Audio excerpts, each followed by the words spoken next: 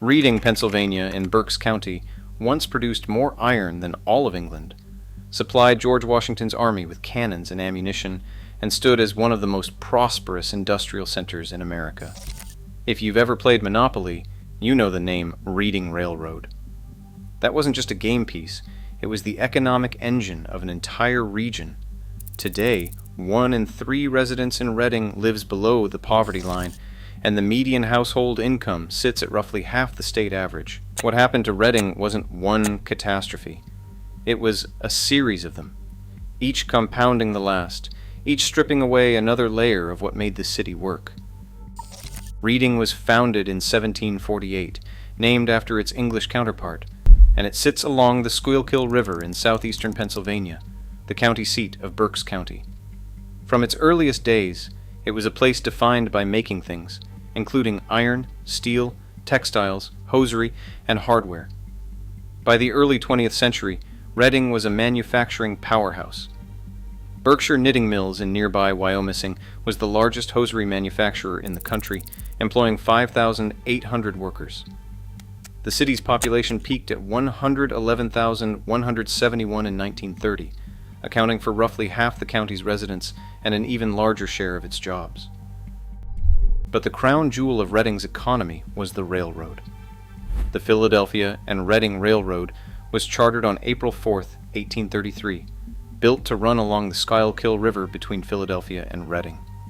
For over a century, it ranked among the most prosperous corporations in the United States. The Reading Railroad wasn't just a monopoly game piece. It was real, it was powerful, and it shaped everything about the city. The railroad hauled millions of tons of anthracite coal from Pennsylvania's coal region to markets across the eastern seaboard, and it even gave its name to Philadelphia's famous Reading Terminal Market, still standing today as one of the oldest public markets in the country. And that right there was the first crack in Reading's foundation.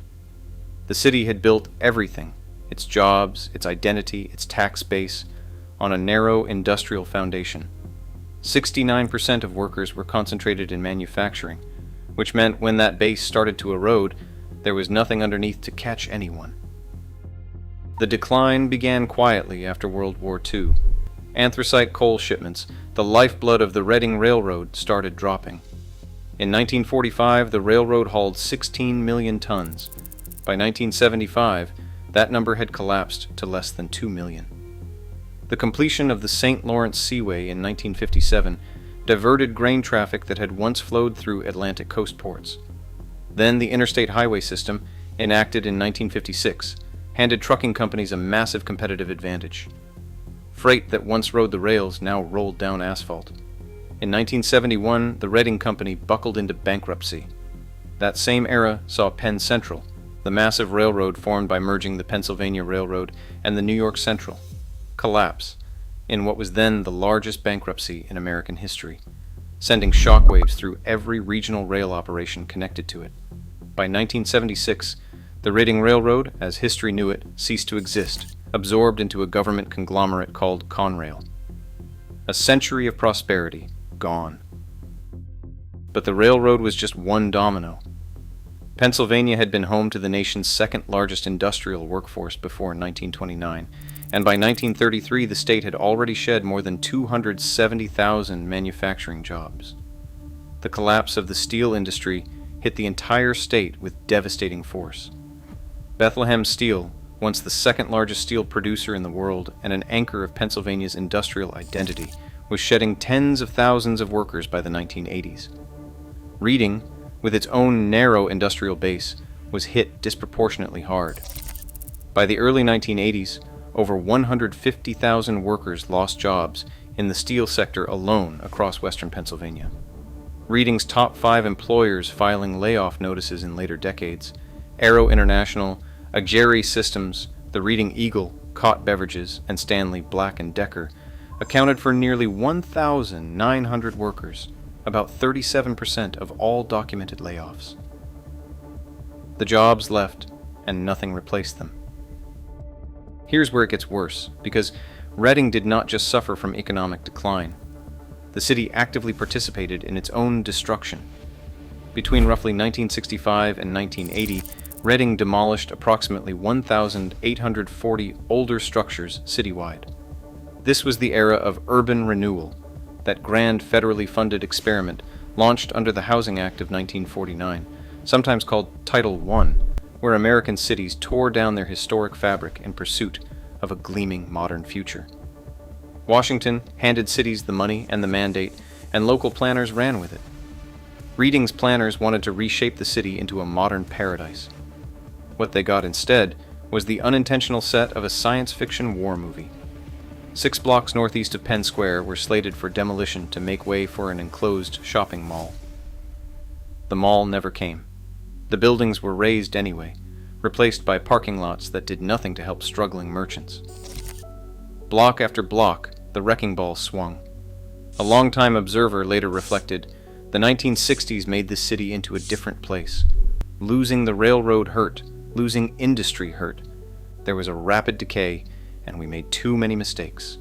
Most people who lived through urban renewal in Reading remember it as a period of failure, ferocious personal rivalries, power struggles, unrealistic plans that never materialized, hordes of out-of-town consultants dictating policy, hints of corruption, and a flood of federal money that seemed to vanish into rubble. The contrast with what happened just next door makes the failure even more painful. West Reading, a small borough sitting right beside the city, faced the same economic headwinds, but its approach was the opposite.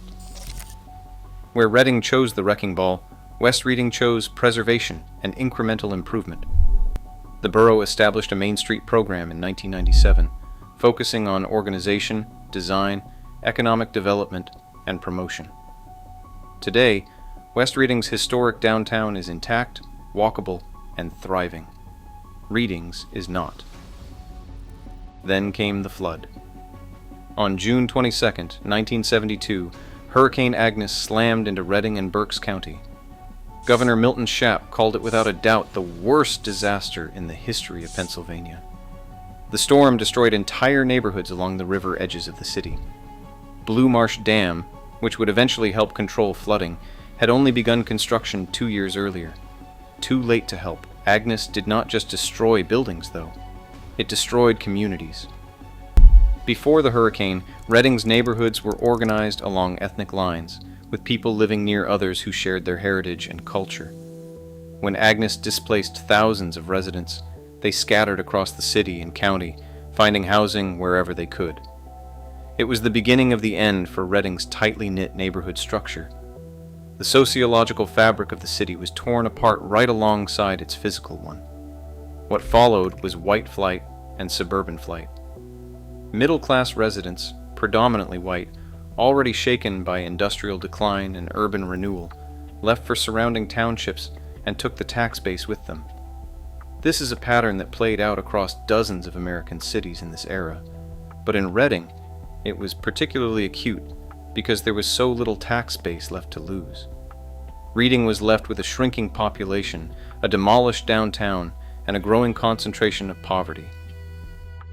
By 2004, the situation had become so severe that the state of Pennsylvania placed Reading under Act 47, the Municipalities Financial Recovery Act, designating it a financially distressed city and subjecting its budget and finances to state oversight. It was an acknowledgement that Reading could no longer manage its own affairs without intervention. Today, Reading's numbers tell a stark story. The poverty rate sits at 33.4%, more than double the metro area rate of 13.4%, and nearly triple the state rate of 11.6%. Per capita income is just $19,034, about 2/5 of the Pennsylvania average.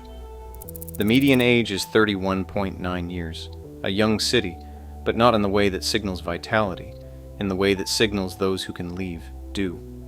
The city's demographics have transformed dramatically. According to the 2020 census, 67% of Reading's population is Latino, the majority of Puerto Rican descent, with a sizable Dominican community. Mayor Eddie Moran, the first Latino to hold the office in Reading's 276-year history, has been vocal about what this means for the city's future. In December 2024, Reading received a CRY-Z designation, a city revitalization and improvement zone designed to stimulate economic development. The program is projected to generate over $540 million in economic activity over 30 years, with goals of creating 3,000 jobs and developing 6,000 new housing units. At the announcement, Mayor Moran said plainly, "This designation sends a clear message. Reading is ready to take its place as a city of opportunity. Whether it works remains to be seen." Reading has heard promises before. It heard them during urban renewal, and it heard them when consultants came to town with grand plans and left with fat checks. The city is also the birthplace of John Updike, Wallace Stevens, and Keith Haring, proof that talent can emerge from anywhere, even a place the economy left behind. The Fifth Avenue Candy Bar and the York Peppermint Patty were invented here. So was the mechanical ice cream scoop. Reading did not stay poor because of one decision or one disaster. It stayed poor because every blow landed on top of the last, including the railroad collapse, deindustrialization, self-inflicted urban renewal, a catastrophic flood, and white flight, with no recovery time in between. The real reason Reading stayed poor is that it never got the chance to stop falling.